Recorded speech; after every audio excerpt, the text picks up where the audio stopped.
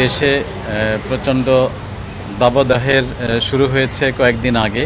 আমরা জানি যে ট্রাফিক পুলিশের সদস্যরা সবসময় রাস্তায় থেকে কাজ করে।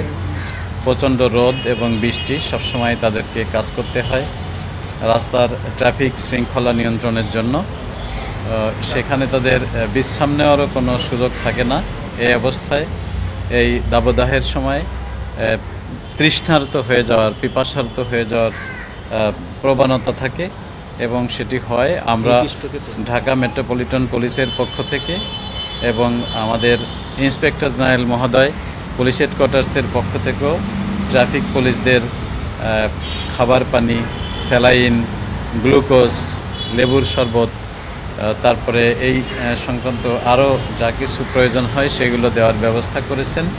আমরা পাশাপাশি ঢাকা মেট্রোপলিটন পুলিশের পক্ষ থেকে আমাদের 50টি থানায় বিভিন্ন জনবহুল স্থানগুলোতে, বাজার, বাস স্টপেজ, মার্কেট, এই সমস্ত জায়গায় শ্রমজীবী মানুষ, নিম্নবিত্ত আয়ের মানুষ যারা নিজেরা রাস্তাঘাটে পানি খাওয়ার ব্যবস্থা করতে পারে না, অর্থাৎ কিনে খেতে পারে না, তাদের জন্য আমাদের পুলিশের পক্ষ থেকে পানি খাওয়ার ব্যবস্থা করা হয়েছে এবং সেটি সারা ঢাকা শহরে 50টি থানা এবং ট্রাফিক পুলিশ বিভিন্ন জায়গায়, কিছু কিছু জায়গায় আমরা স্থায়ীভাবেই পানির ট্রলি আমরা দিয়ে দিয়েছি এবং ভ্রাম্যমানও কতগুলো রয়েছে।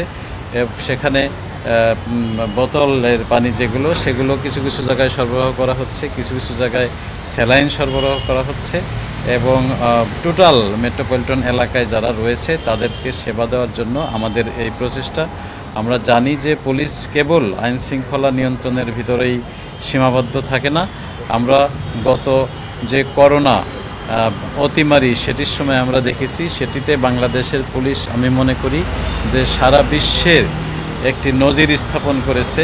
সাধারণ মানুষের পাশে গিয়ে দাঁড়িয়ে, আর্ত মানুষের পাশে গিয়ে দাঁড়িয়ে, এবং তার ধারাবাহিকতা পুলিশের এখনও রয়েছে এবং এখনও আজও আমাদের ঢাকা শহরে বিভিন্ন জায়গায় পানি বিতরণ করা হচ্ছে শ্রমজীবী মানুষের মধ্যে, রিক্সা চালক এবং ছোট ছোট যারা রাস্তার পাশে কাজ করে সেই সমস্ত লোকদের জন্য।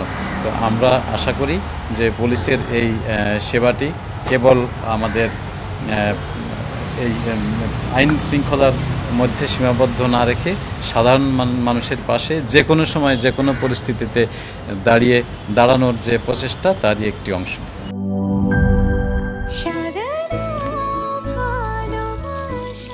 স্পেশাল মানুষদের জন্য মজাদার ম্যাজিক মশলা ফ্লেভারে মিস্টার নুডলস, স্বাদ নাও ভালোবাসার।